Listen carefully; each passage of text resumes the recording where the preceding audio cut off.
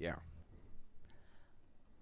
Oh, Oh, yeah, we're going. I didn't know we were going. We're totally flipping going right now. All right. Welcome to the Rebel Love Show. We are a once-a-week broadcast from Manchester, New Hampshire, where we're pro-pot, pro-gun, and pro-coffee. And pro-milk and rum or whatever I'm drinking and tonight. alcohol and any other intoxicant you can think of.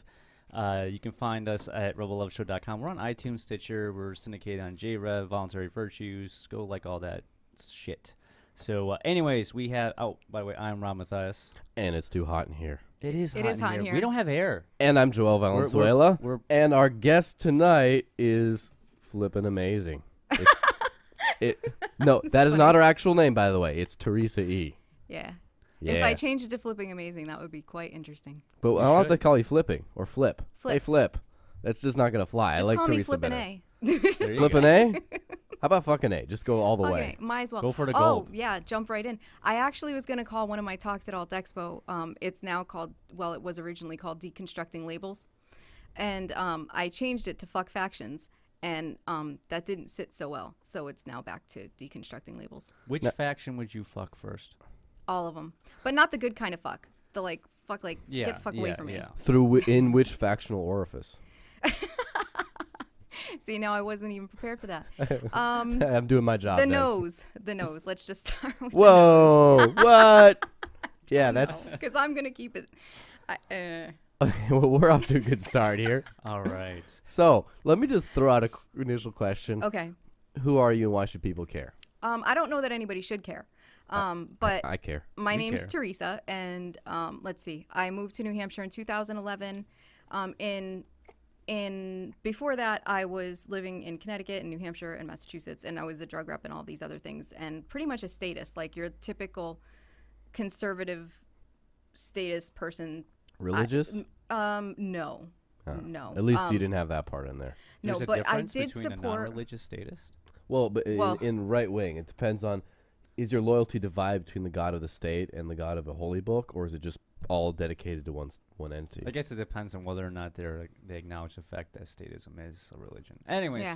Well, when Obama was running for president against Romney, I worked in New Hampshire, and so there was a lot of Obama people, volunteers coming out and talking to people at Panera, talking to people everywhere, and I'd get really annoyed with them. At Panera Bread? Yeah, and in Keene, actually. Oh. Because that was part of my territory. And then I was a huge Mitt Romney supporter at the time. I was like, they need to have Mitt Romney. I'm not, because really, it just shows that people can change. But well, let me just throw out there that I voted for McCain. I never liked him. At the time, it was like that. Bob Barr or McCain. Not only did you vote for McCain, you worked for Bush. It was at the same time, too. Yeah, I voted for McCain, but when it came time, like, was that the one? I don't remember. It was the dark. I guess I have the street cred. I voted for Bob Barr. Yeah, I didn't. I wanted to, but then I'm not that I was a fan of him. But yeah, I didn't like him, but I was like, you know what? And before that, I voted for what other word? What was a libertarian guy before that? I don't remember. Was it one of the Koch brothers? Guy who didn't win. Yes. Yes, exactly. It was Guy who didn't win. Yeah. Yes, you voted for Guy. Yes. Anyway, we're back to your Panera story. Okay, so at that point, I was pretty much like, I thought I was pretty political because I listened to Fox News talk radio all day long while I was driving around in my car. And then I left the pharmaceutical industry and like took some time to kind of figure some things out and started reading about a lot of things that I'd always kind of been curious about and started realizing just how crazy everything actually is. And so at that point, we had decided we were going to move to New Hampshire and grow our own food because I started to kind of think about, well, what can I actually do to make things better for myself and my family? And it was like, grow your own food. I also realized that I kind of deconstructed, not intentionally, Maslow's hierarchy of needs because I was trying to figure out what could you do without that the state could take away from you, that you could still live and still plan and still strategize. Basically nothing at this point, which is why I'm very grateful you're doing what you're doing. Oh, yeah. Well, that's kind of where I came up with food, too, because it's kind of like, and in New Hampshire, we only have 6 days, 6% of our food is grown in New Hampshire. So we have about 3 days of food if anything ever happens and we can't somehow, for some reason, get interstate commerce or something. So it's kind of something to think about. So if New Hampshire secedes and they blockade the state, we got 3 days? Well, unless you're a free stater. Or unless Canada's on our side. Yeah. Just saying. It's true. But so I decided that we were going to move to New Hampshire. We started looking for houses. Then I started watching the planning for the Day of Rage, which was what Occupy was before it started. And so when that actually happened, I was watching it on live stream and was like, you know, oh my gosh. How do you go from a Romney supporter to Occupy? Atlas Shrugged, reading, and I'll tell you this about... Because that seems, it's like you're bouncing around like that. Yeah, I'm curious how you go from Romney to Occupy to Free State. Let me put it this way. Yeah. To be an altie, right, or left libertarian, whatever they want to call, they usually means you came from the left and not you came from the right to the left. You went to the right to the I left. just kept going. From the right to the left, to the left to the right, to the Occupy Ron Paul, yeah. Hopscotch.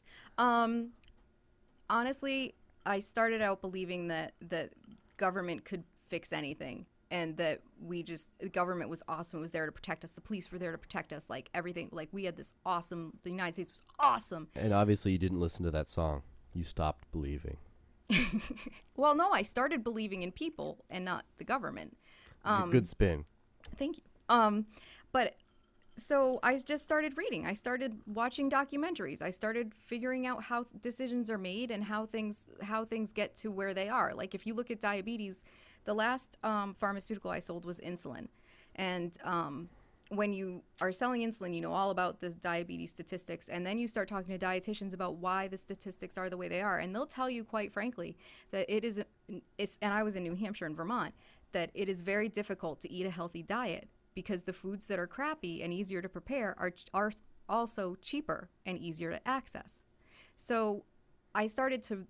like that kind of stuff was always rolling around in my head, and then I started learning about high fructose corn syrup, and then I started learning about GMOs, and then I started like learning about Monsanto, and then it's like you find out how many people from Monsanto are now in appointed positions in the government, and some elected positions, but primarily appointed positions. Like that's kind of one of the most fucked up parts of it, is that these aren't positions that we have any say over whatsoever.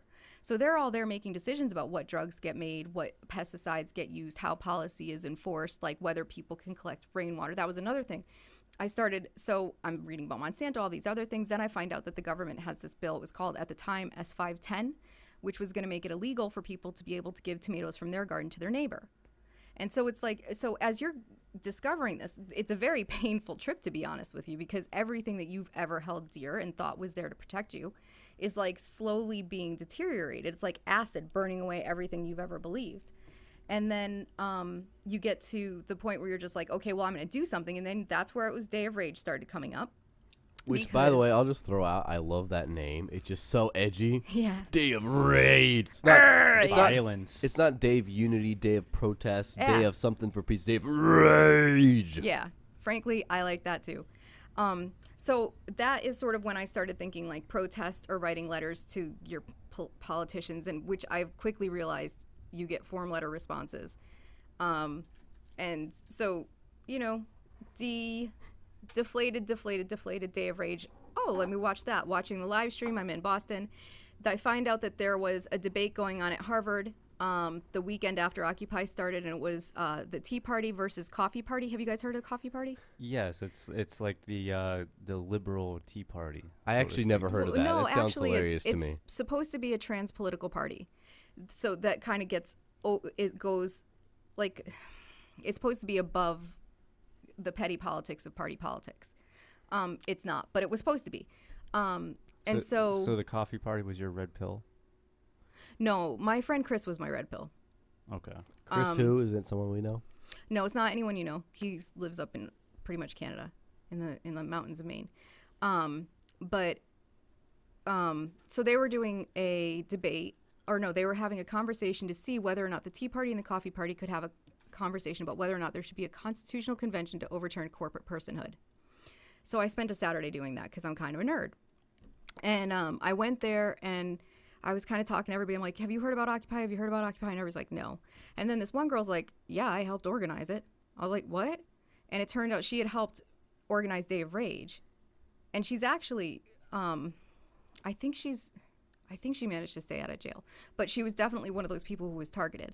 And so I was like, well, how do I do that in Boston? So she connected me with some people. I started working in Occupy Boston. And then that was when I lost my my feeling of safety from police, because Ooh, yeah, the Occupy would do that for you. yeah.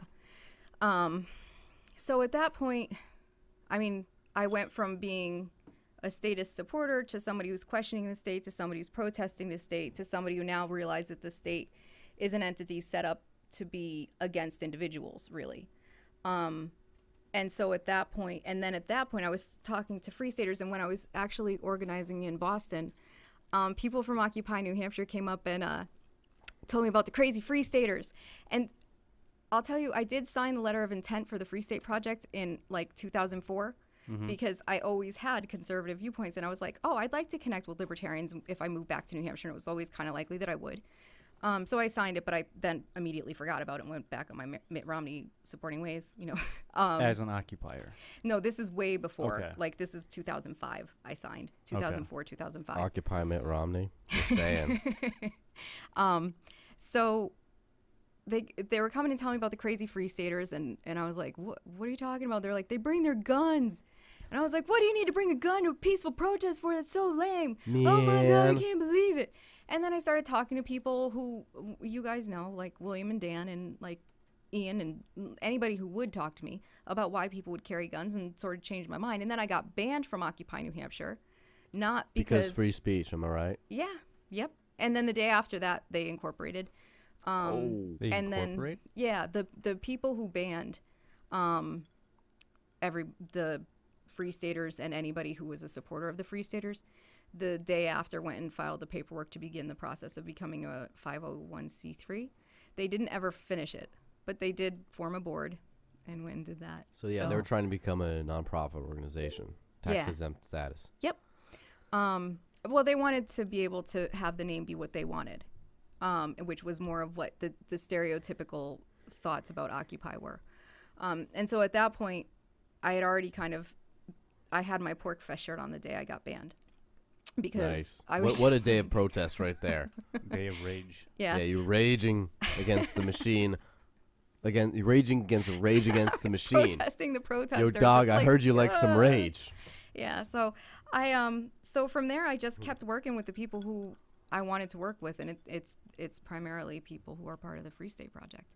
Okay. And then obviously I've gotten to the point now where I'm like, I'm really about, I guess I could safely say I'm a minarchist, but in true reality, I'm an anarchist. But I just don't believe that society is at the point where they're willing to live or take the responsibility. Hey, of I totally being agree a on society. that. I find that that most of the people here that are quote unquote minarchists, Yeah. they really are anarchists, but they're working like within the system because they understand they want to bring it down, or they understand that society may not be ready, or like a lot of like the state reps and whatnot, like they're anarchists, but they're still working within the system. Like most minarchists, besides outside New Hampshire, they still believe in restorative republic.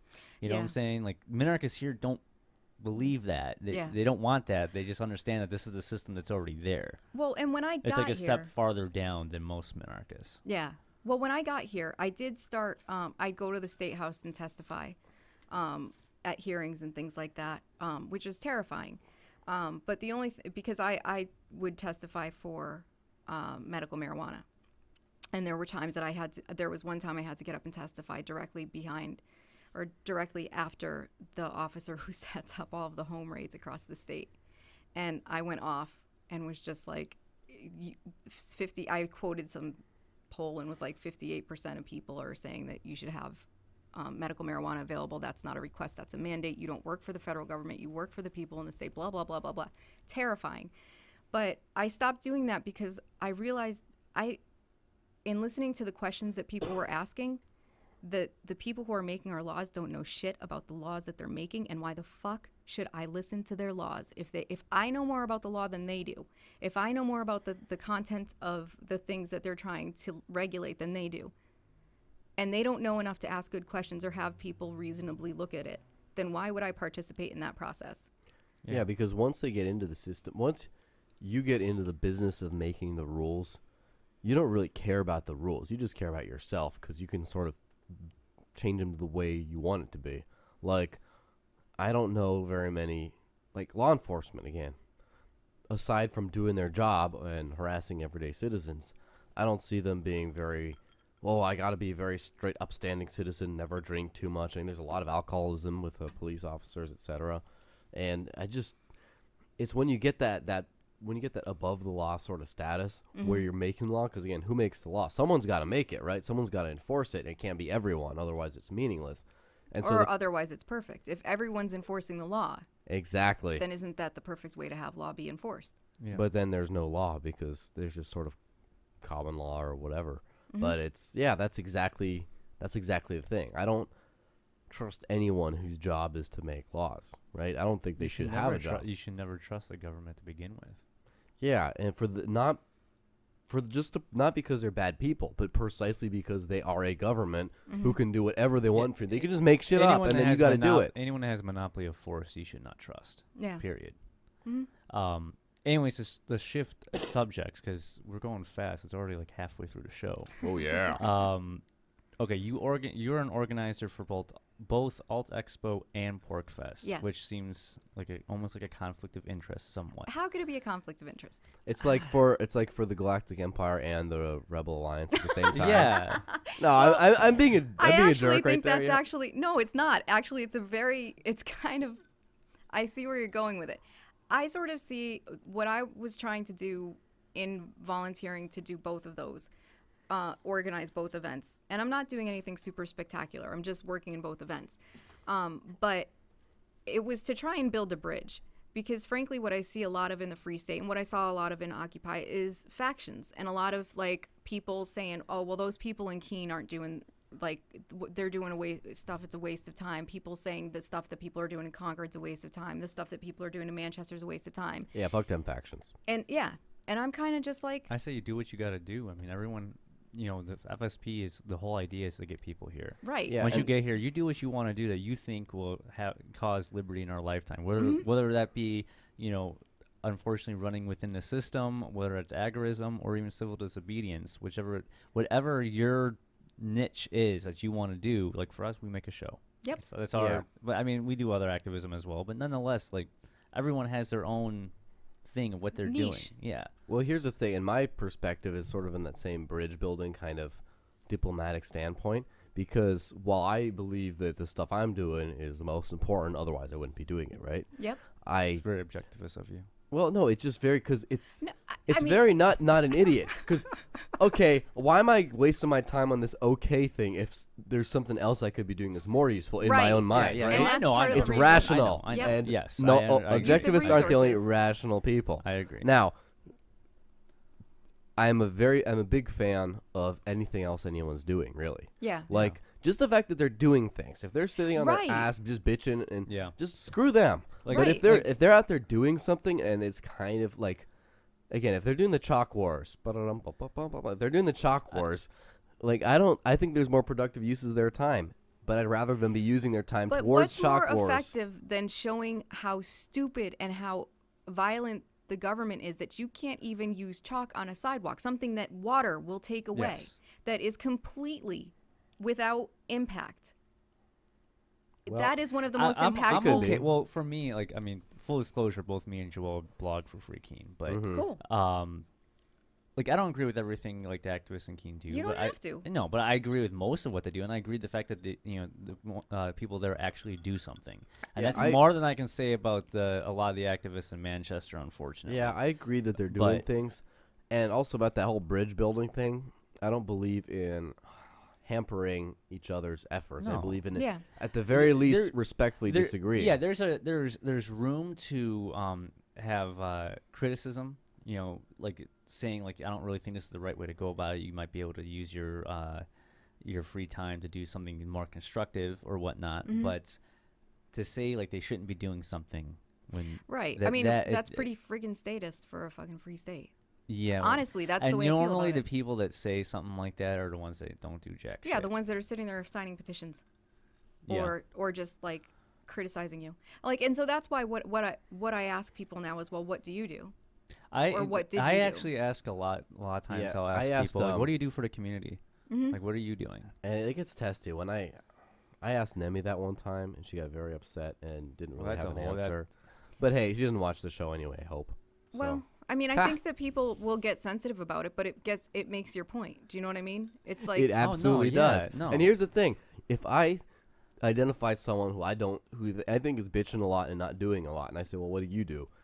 And they have a good answer that totally makes me look stupid. That's great, because that means someone's doing something. Like I just love it. It's great. Like I want to be wrong. Well, yeah. I mean, like for us, both of us put like our life out there publicly. Yep. You know, I don't expect everyone to do that, but you know, anyone that moves here, I expect them to do something or To the organize best of their something. abilities. Something, not just chill and hang out in the community. Let me Right. put it this way: I expect them to either do that, or I expect them to get ripped on by us. Yes. You know what I'm saying? Exactly. We'll be the It'll happen. We'll be the Free the State Police. the anarchist police. The Free State Yeah, Police. but I do think, and I've got to kind of point this out, is that I think that for me personally, I think I do too much sometimes, but I know that for some people, they probably think I don't do enough. I personally think that if I decided that all I was going to do is go home, raise my kids, homeschool, and grow my own food, that's enough. And by the way, Like, You can make an argument for that. I just want to throw out there real quick that I've only heard natives of this area say "alls it is" or "alls I'm doing." Alls, all with yeah. the plural. I it think we cracks must me have up. said I it love in it. Connecticut, but I might love be it. a New It's a England thing. regionalism, but it Yeah. cracks me up. Like use Wicked. guys too. yeah, Wicked. use guys, yeah. Okay, sorry. Continue. Oh no, I'm- but I think that people need to do what they can do. But if all you listen, now I'm gonna pay attention to this. I got you, didn't I? You did, and now forevermore I am going to listen. And when I do that, I'm gonna go. Oh, What's the matter with talking all folksy Yeah, like? you can talk like a local. but I wouldn't have Sometimes noticed I'll it. drop Wicked. Oh, and- Wicked came from summer Oh. camp when I was in like 7th grade. I've been saying Wicked forever. I love Wicked. Yeah. Or I'll wicked. enunciate a couple vowels at the very end of a couple words just to make me sound like I'm a local, though it sounds horrible when I do Like it. what? it sounds like you're trying too hard. Or I don't know. I can't do it on command. Well, like the Yeah. other thing I do, I'm not gonna let you tell me what to do. I sort of ironically do the New England accent once in a while. Yeah. Like, but where's your mother? Where's your yeah. mother at? Yeah. Like once in a while, I just do that. My husband has a very strong Boston accent. I'm sorry. Oh, it's fine. I mean, we laugh. But anyway, I do think if all you can do is sit on a keyboard and criticize everybody else, then you need to get out of my way. Yeah. And I don't need to hear what you say. Absolutely. Now you can make the argument there's not. I mean, everyone's somewhat of a keyboard warrior in the community. But if you're going to be constructive, if you're going to be constructive with it, like blogging or like creating some sort of content or like trying to go out and like reach out to like debating like conservatives or liberals, like hey, come check this out. If you're going to do something like that, I guess that's something. Yeah. But if you're I'll all be you're going to honest. do is criticize what other people of doers, Yeah. I have an issue with it. Well, and I came from a place where I was like, oh no, it's important to talk to people. It's important to talk to people. We have to have these conversations. And now I'm kind of at the point where I've had enough of these conversations. I want to focus on yeah. the things I can do. If it's a philosophical conversation, that's one thing. I'll If have it's a those every day of the respectful week. conversation, Like, I mean, in all honesty, sometimes it becomes an echo chamber, which I don't actually think is a bad thing because it actually helps people really Stay strong. it helps people refine their their beliefs or philosophical viewpoint, where they are mentally and philosophically. A lot of people got here because they're keep questioned by other people and whatnot. So I don't really think that's a bad thing per se. I don't necessarily think it is either, but I have limited time. Yeah. And Well, so, who doesn't? right. yeah, like I don't watch the news too much. I read every once in a while stuff. I haven't watched TV since I got don't here. watch anyone's podcasts, anyone's shows, anyone's anything because I'm too busy doing this. Because you're too hipster to watch anyone else. Yeah, because it's like because I already make the only one that matters. If am I right? somebody recommends one to me, I'll listen to it. I listen to the ones that you told me about, the Star Talk and the History of the Universe, or what was it? It was The Dan Carlin's Hardcore History. Hardcore Really, History. because I haven't listened Yeah. to Love either. that. I've That's my listened to favorite both podcast. those. Yeah, like I'll listen. If somebody that I respect gives me a recommendation, I'll listen to it. So I've listened to a couple, but there's so many I haven't listened to, or some that I've listened to for a few minutes and then just been like, this really isn't my deal, and walked away. Yeah. Well, I mean, the reason why I listen to a lot of podcasts because A, podcasts got me here, and B, well, now That's a I'm good not gonna, reason. now I'm not going to have a commute, but I used to have a huge commute, Yeah, 2 hours a day, yeah, and I'm like, well, I can only listen to so much music in that 2 hours. I want to throw a podcast on, and I usually try to find different podcasts a lot, especially if like someone name drops a podcast on a podcast. I'll listen to that podcast. The other thing is, yeah, yo dog, I heard you on the podcast. Speaking of, when's your podcast starting? You said you wanted to start a podcast. I'm putting you on the spot. Oh, geez, I told you it was just an idea. Well, now I'm putting you on the spot. Yeah, now thought What's to the name action. going to be? Well, Where can people find this podcast that doesn't exist? Is it going to be on Stitcher? It should be on Stitcher and J-Rev? iTunes. They can pick you up. They need more content. I have a website. It's called groundingtheresa.com. So if I did a podcast, if it was just me, I'd probably just call it Grounding Theresa. Because I think it's really about what I'm learning and like what I can share with people. It's not necessarily that I feel like I have a ton of answers to anything, but I have a lot of questions. Or is it about how the state keeps on trying to ground you like a disobedient child? No, I don't give a crap about that crap.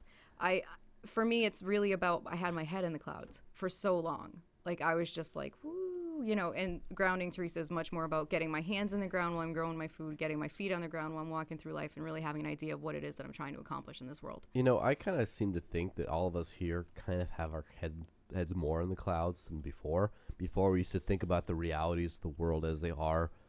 And then now the fact that we moved here, it's not just to live in the real world, it's to build the world in our heads. We're building the free society that we want to see. Exactly. Our heads are. We're trying to walk the walk instead of just talk the talk. Right. That's the thing. But I don't think our heads are in the clouds because we're actually doing it. Yeah. Like if you look at all of the things that are happening here, it's amazing. No, our heads are in the clouds. It just so are our hands and our feet. You know what I'm saying? That's a metaphor for you. So Alt Expo and Porcfest, what should we look forward to? Oh, there's going to be so much to look forward to at Porcfest. I can't even wait. Okay, so Porcfest, you're going to have Joel Salton. You're going to have beekeeping classes. You're going to have classes on how to make soaps. Which now you name drop Joel Salton, so I might as well say that my parents are holistic resource management farmers or ranchers in northern Mexico, and Joel Salton has visited us many times. I grew up with his kids. I used to play with them. Like Joel and I go way back, and we used to. Whenever we'd see anyone wear a baseball cap where the head didn't fill the entirety of the hat, where it's sort of resting on top, we always called that the Joel Salton style growing up. So because he used to do that all the time. So now we have like Joel and I go way back. Yeah, I have a Facebook picture that I got with him at Freedom and Unity Festival last year.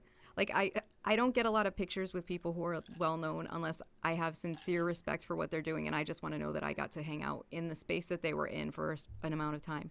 So, he is, I don't even have the words to describe how much I respect him and admire the work that he does. So he's going to be there. There's going to be there's going to be aquaponics class, tiny house building, all of these things. And then they'll have their economics. I'm not really much into the economics part of anything, so I don't know what's going to be there for that, but there's going to be good stuff. Well, at one point in my life, I was going for a doctorate in Austrian economics. I used to be in that whole thing. Yeah. After a while, I started to get bored because as fascinating as that whole it is. What are you going to do with that? Well, That's the thing. be some fuzzy-headed fucking intellectual. But here's the thing. That's what I love about the Free State is anywhere else, it's like, you want to fight for liberty? Well, you join a think tank and you start putting out policy papers and all this kind of stuff. And that's only like the very small segment of the population that would even be interested in that. Yeah. And here you get to like farm and it's freedom. Yeah. You get to do video content, it's freedom. You get to go have hair out to here and run around putting coins in parking meters, and that's freedom. You know what I'm saying? Like that's what's awesome about the Free State. You could do whatever you want. You could just like be a Bitcoin nerd, and that's ultra mega freedom. It is, and it's awesome. So Porcfest is going to be awesome, and then Alt Expo is going to be flipping amazing. Alt Expo, Porcfest, Dave and Christine, who are organizing, were really liked Alt Expo when they saw it at Porcfest. And so this year they actually offered Alt Expo a tent down by the pavilion. So every other year, Alt Expo's been up in the campsite area, like way off. So you'd have to really run all over the place if you wanted to get from one to the other. So we're going to be right next to the pavilion from 12 to 7 every day. And there's things like, there's going to be topics about rugged individualism. I'm going to be teaching a facilitation class, and then I'm going to be doing deconstructing labels, which originally was labeled, it was originally labeled deconstructing labels. And then I got really annoyed about some kind of faction thing. And I was like, you know what? Fuck factions. That's what I'm going to call it. And then I got some slack for that. So it's back to deconstructing labels. And then there is going to be rugged individualism. Do you even collectivist, bro? There's going to be a fireside chat on Monday night, which I'm very excited about because Carly is going to speak with Josie Wales and Larkin Rose as a fireside chat sort of thing. Yeah, because that kind of involved you when that video went out. You should have seen my face when I saw that video. I was so glad she didn't say my name, but I knew she was talking about me. And I was like, wait a minute, I got back to you that day. Like, I friend requested you. I emailed you. Like, so that like, was you tripping, bitch? crazy. You tripping? But did you We'll Facebook go right now. Messenger? I did.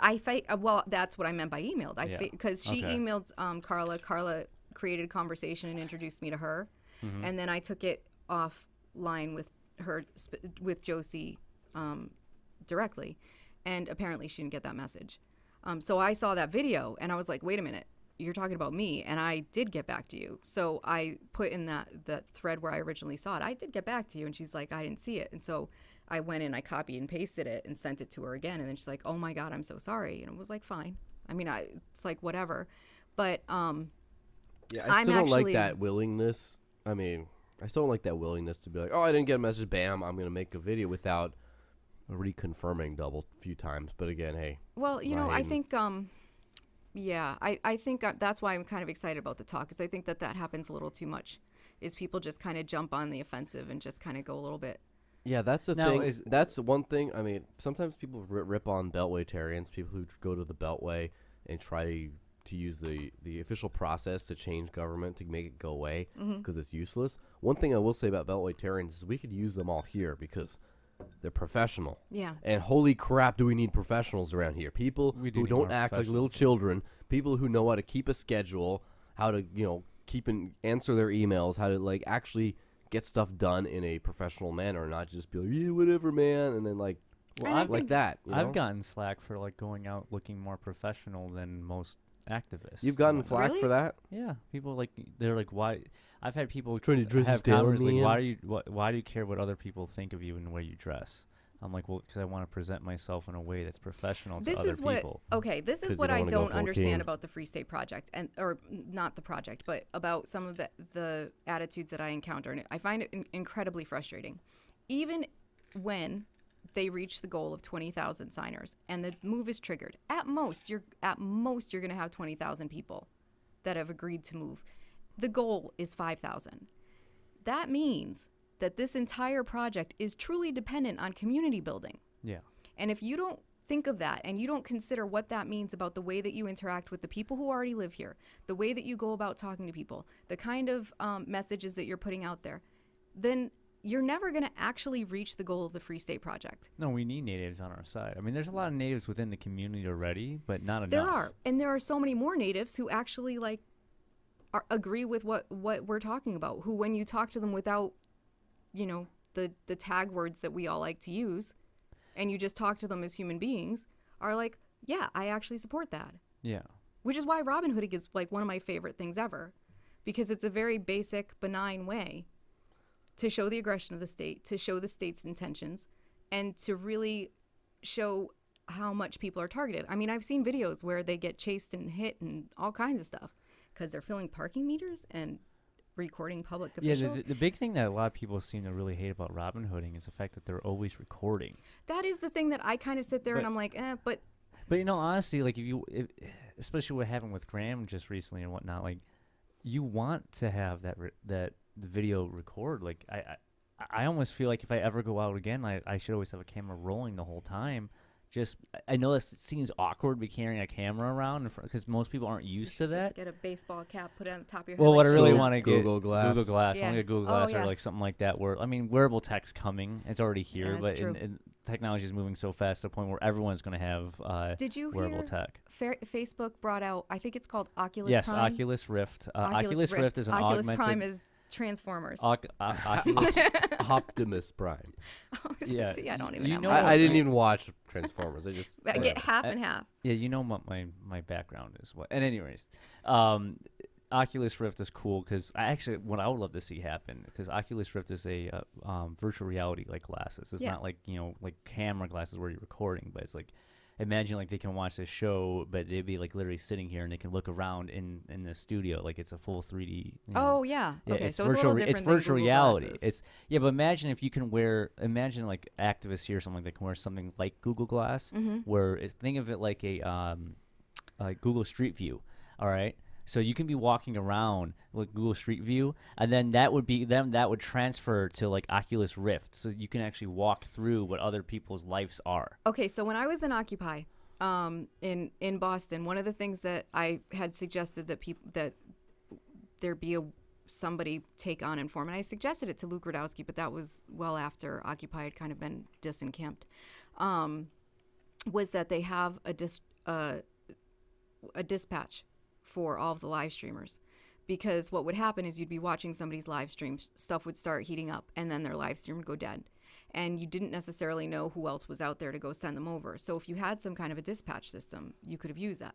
So imagine if you could take Google Glass and sync it up with that.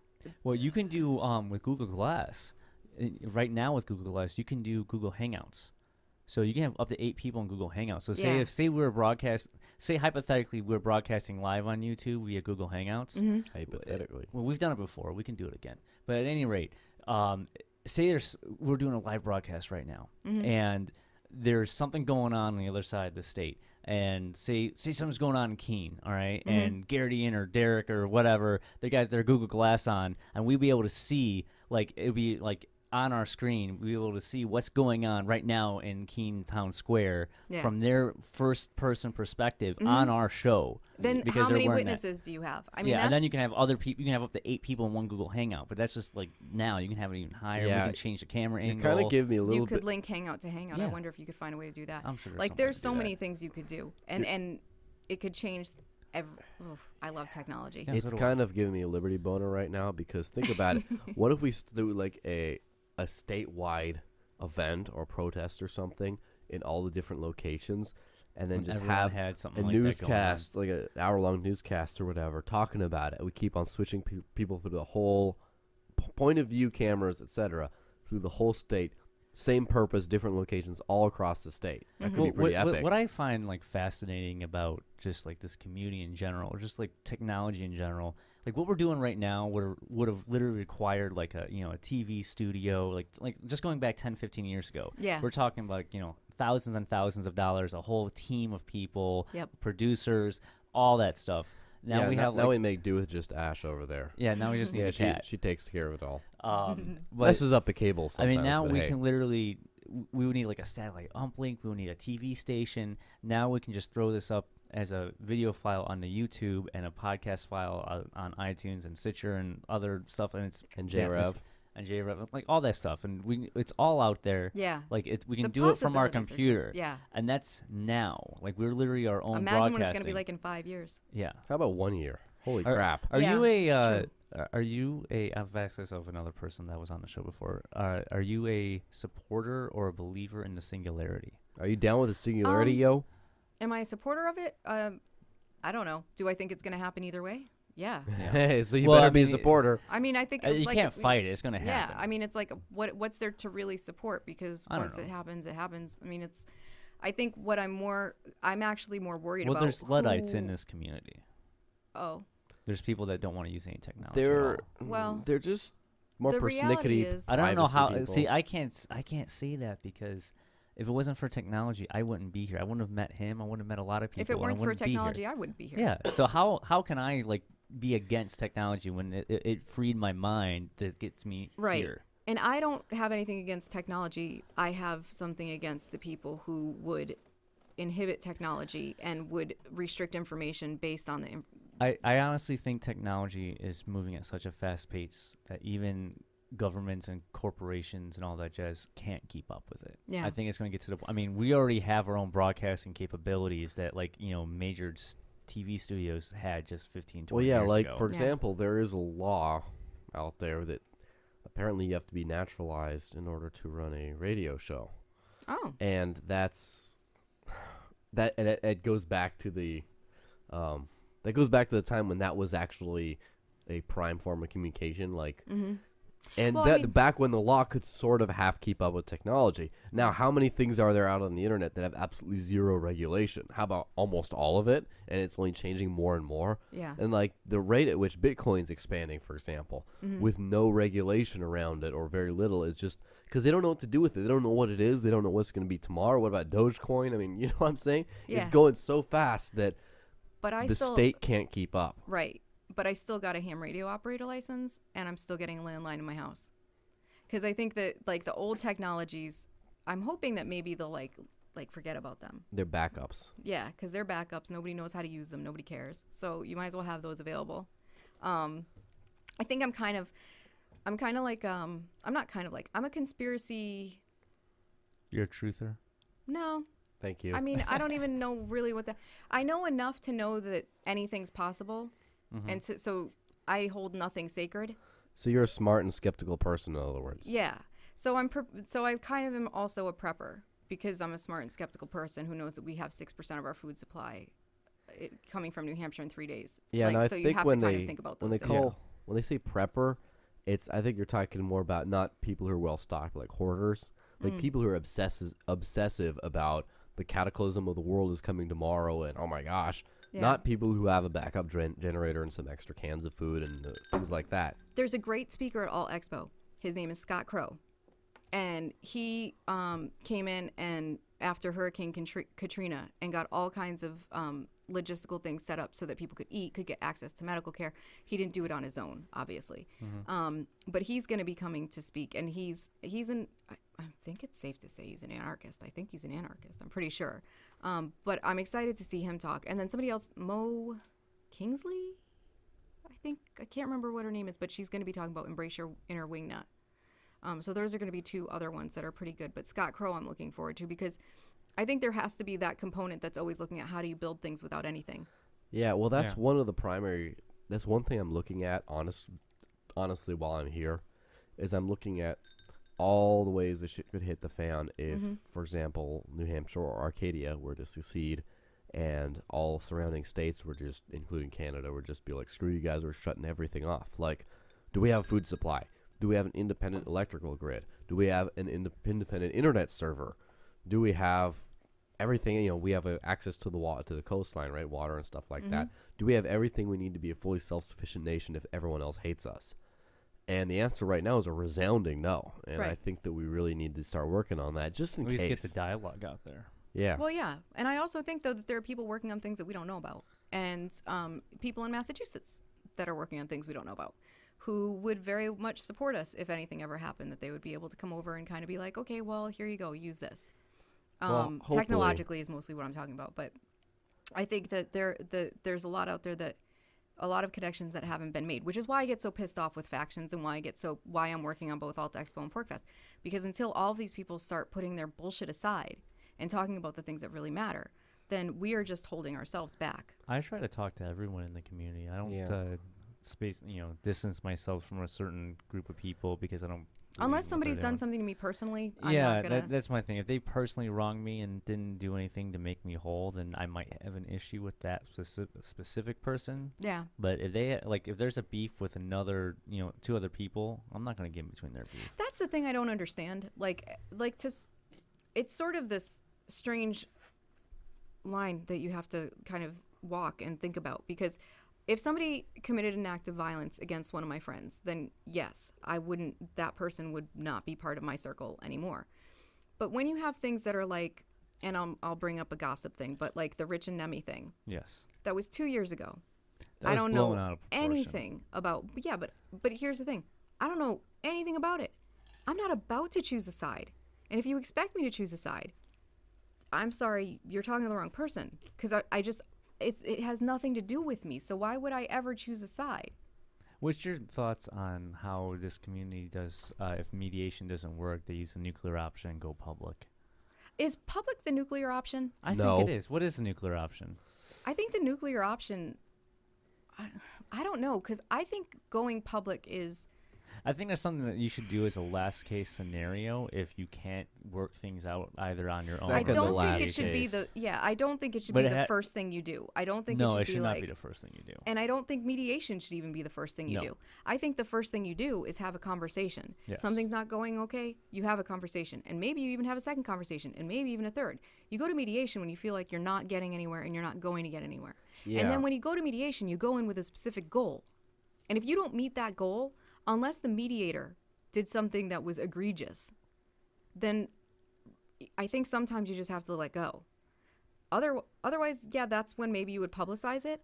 But what's the goal of publicizing it? And that's where I'm like, because Well, I can see that in a way that, like, think of it as leaving a Yelp review on another person on the public record. Yelp and that's is a what I agree with, nuclear and that's option. why. But should it be? Because if somebody comes into your, if It somebody depends comes on what into they your, did. Every Right. situation's different. Right. If it's something trivial like over $8, yeah, then who cares? yeah. I would just like, here, take the $8. But I also whatever. think though that there's sort of this thing where it's like if you, I've recently had an experience with someone that I've seriously considered the nuclear option for, because frankly, I want to warn other people about this person. However, I don't think that the person who, and I don't want to get into too much of anything, but I don't think the person who did what they did it intentionally. I don't think they had malicious intentions. I think that they have some mental health issues. And so do I want to warn people? Yes. Do I want them to be decimated and have their reputation destroyed for the rest of their life? No. Yeah. That's not something that I think does anybody any good. So there needs to be some kind of ability to go public without having it be, oh my God, for the rest of your life, you have this stigma attached to you, or you're like, I mean, Christopher Cantwell, that guy is going to have, like, rightfully so. I mean, he earns it and he asks for it, but he's never going to be able to get outside of the comments that he's made. No. He Like never will ever. And he was far more intentional than some people, but the result would be the same as that other person. If you only have that one option, you don't have this kind of system set up where you can actually have a reasonable way of saying, look, just look out for doing business with this person. Well, I think the whole idea of a nuclear option in regards to like a review on the public record of another person kind of makes everyone act as a better person. Yeah. Because, like, you know, when you're dealing with someone, you're like, wait, at some point, if I really wrong this person, everyone in this community is going to know. Have you read Amanda Billy Rock's webs when she used to have her site? No. She actually, I saw it. yeah. I saw a couple of posts, and it was like, and then she shuttered it. She wrote something really interesting about how reputation is currency here in Oh, New yeah, York. Oh, I it saw is. that. Your I reputation totally saw that. means everything Yeah. here. And she's right. It really is. And it should be. And I think that's a good thing. No, I agree. Like, that's one thing I love about this community is that your reputation does. Yeah. It's like you do Yeah. something bad enough and that it's going to stick with you. There is no getting away People from it. don't forget. No. And so I think that that's an important thing, but at the same time, so is forgiveness. Yeah. I mean, Yeah. So- if there's, the thing is, forgiveness can't really happen without repentance. it can.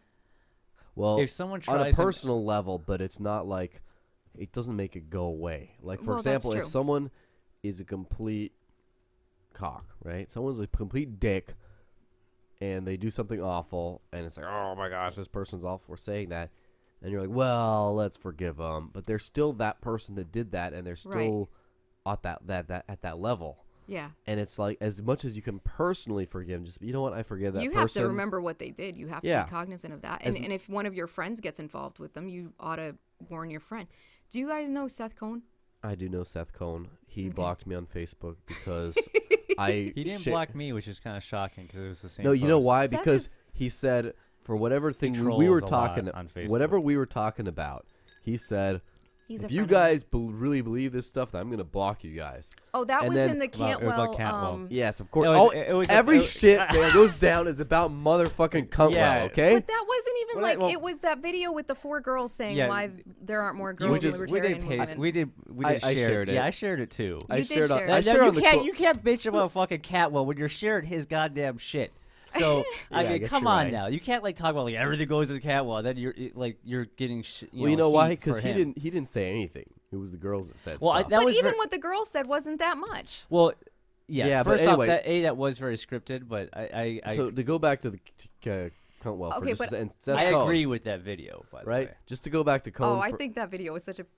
There are so funny. not enough men in the community. But anyway, he said he was going to block us if we believe that, Yeah. And Rob said something along the lines of, I don't believe blocking people is the way to go. And I just said, go ahead, block me. Oh, And so he blocked No, me. I said That's no, why he blocked me I, and not no, him. I told him I'm not going to block someone over Well, you something guys- petty on Facebook. You guys should hang Yeah. out with him at Porcfest. He'll have the dome. Maybe he'll like. you No, guys I don't want to the see dome. him naked.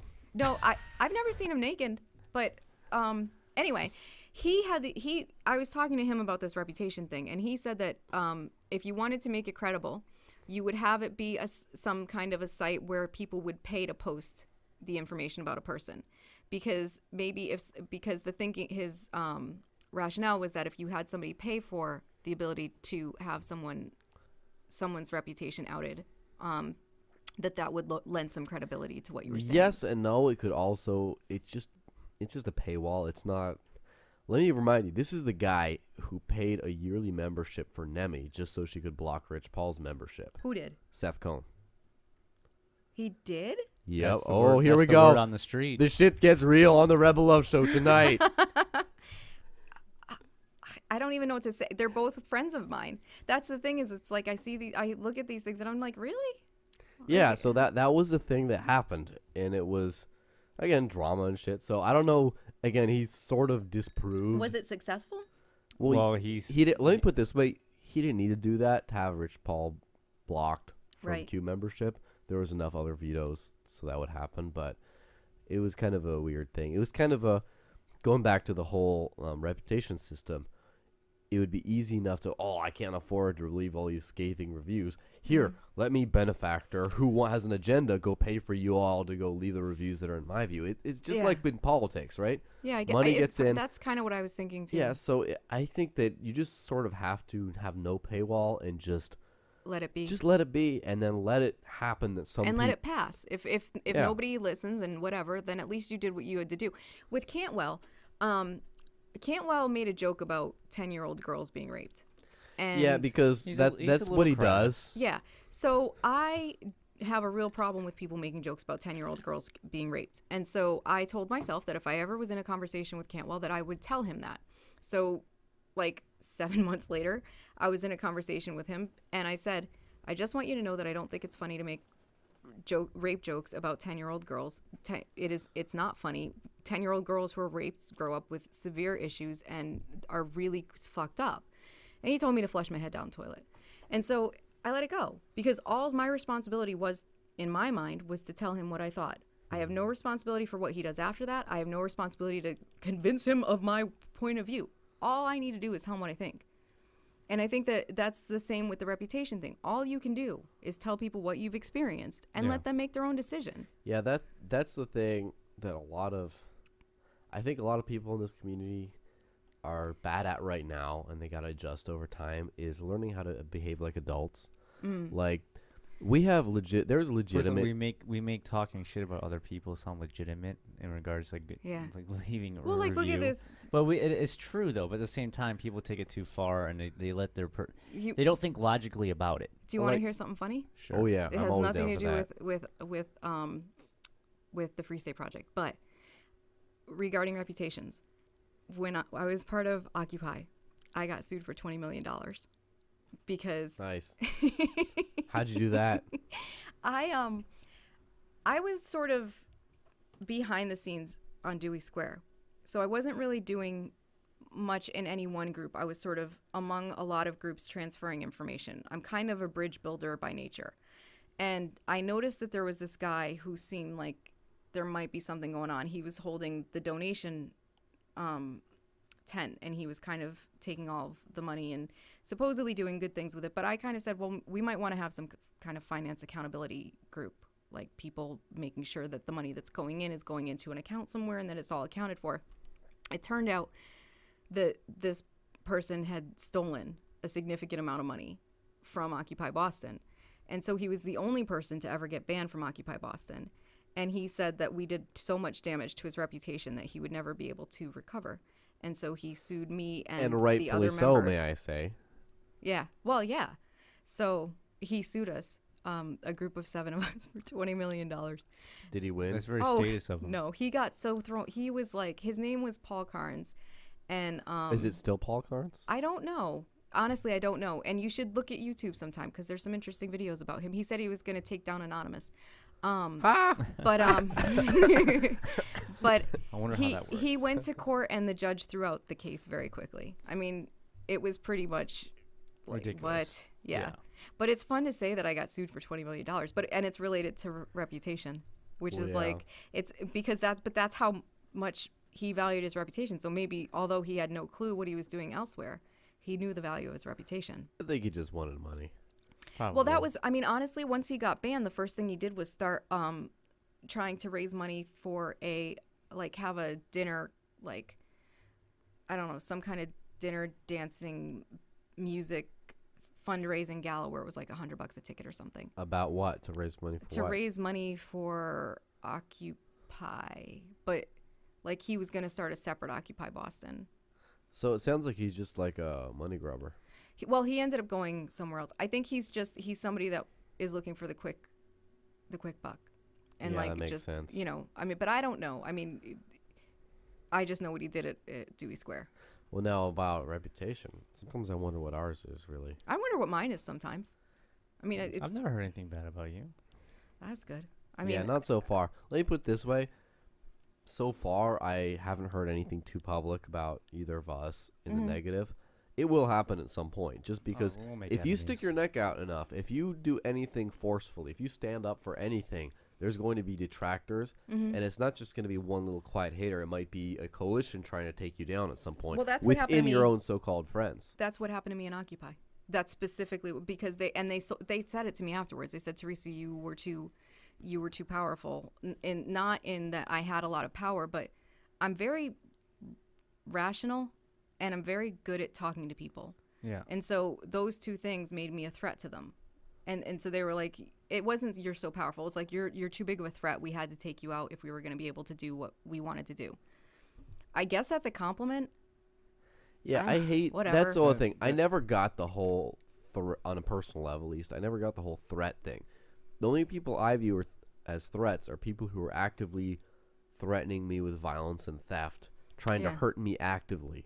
People who are just doing a better job of me, better looking, fat chance, but better looking than me. So humble. Yeah, exactly. But like better than me in other ways. If they're outclassing me, you're a threat. It's like, no, I just need to step up my game, or I just need to realize that there's people who are better than me. Marketplace. For me, I don't even think about it as competition. Here's the thing. I mentioned Atlas Shrugged earlier. That book really changed my life. A lot of it, I just kind of whatever. But what I did learn is where my power is, what power I have. And once I learned where my power was and where I was giving it up, I stopped doing that. I started changing the way I grocery shop. I started changing the way I do anything. I started changing the way I have my conversations. I started changing the conversations I was having. Like, once you know where your power is, you have a responsibility to it. Yeah. And so now I do what I can, and I don't waste the power that I have. And I happen to have 16 years of sales experience, so I happen to be okay at talking to people. And that's a really good power in this movement, by the way. Well, Not enough people can do that well. Having sales experience. Yeah, like actually being able to talk to people persuasively. Yeah, my job kind of brings me to the point where like I can actually talk to people, like normal people. Yeah, you can be that daywalker's wheel, right? Yeah, daywalkers. All the rest of them vampires down the quill. I think I've gotten too deep into the echo chamber sometimes, though. Sometimes To you be gotta get honest, out and be outside the community. Sometimes you can't be in there 100%. Talk to normals. At any rate, we're hitting the hour mark here, so we're gonna cut it short here. Where can people find you if they want to see what you're up to? Probably Porcfest. Porcfest. Porcfest Alt Expo. I'm running registration at Porcfest. So if you want to say hi, say hi. And then I have groundingtheresa.com. And, I guest host sometimes on Sex, Lies, and Anarchy. And I'm on Facebook but God, I don't know if anybody's going to be able to spell my name, but it's under Theresa Eudaimonia. Okay. Eudaimonia. That's your real Eudaimonia. name, so. Oh, no, it's not. Well, it doesn't matter because that's what you go by. And now honestly, that's all I care about. On the Alt Expo kick. So both of us are also talking to Alt Expo. I know. I asked one of you. Did you ask me or did you ask him? I asked Robert. Okay, because someone else asked me. You had already been asked by the time I was like, wait a minute. Because we Just had one had a of them? conversation. And I remember I was telling him about my talks. He's like, I still gotta write What's my your talk talk out. on? What's your talk on, Rob? Mine's on talking about how everyone should be the media. Yep. Because we have the technology now to the point where, like, you know, just tell the story of your life here, because this life that we live in this community is very unique, and there's it's a story that needs to be told. Yeah. And I'm doing alternative education titled "School is Obsolete," and I'm doing martial arts in a free society. Oh, cool. So it's gonna be a good time. Also, and the Rebel Love Show from Thursday, Porcfest, 12:30, the LRM Media tent or room or whatnot. We will be doing a live show. So you won't be at my Fuck Factions talk. Oh, excuse me, deconstructing labels. Well, we'll be there in heart and spirit. Yeah. So that means I'll be like a recorded, and we'll watch it. One of my friends started a event. I gotta tell you this because it's hilarious, on Facebook called, and it's in 2020 anyway. And I really think this event's going to be awesome, so I'm going to say I'm going to go even though I'm not going to go. And so it's a joke about all of the people who say they're going to go to protests, like in Occupy and everywhere else, where they say they'll be there and then they don't go. What's it called again? I might have seen it. It's like, I'm saying I'm going to go to this protest, but I'm probably not going to show up. I don't even know what it. I don't remember, but it's a really long title. I think I got invited to that too. It was a friend of mine from Boston that posted it, and I thought that was the most hilarious thing because one of the things everybody started writing down their little excuses why they couldn't go, and somebody was like, I can't be there, but I'll be there in spirit. It got like 30 likes because that's what everybody says when they can't make it. Or how about this I'll be one? there in spirit. I was going to go to the protest, but then I got high. Ooh, ooh. Mine was like, is this going to be live streamed? There It was you go. like mine. But you can find all of our content at rebelloveshow.com. Go download our show on iTunes or Stitcher or our YouTube channel, and we're out. Thanks, Peace. guys. Bye. Peace. Peace. Peace.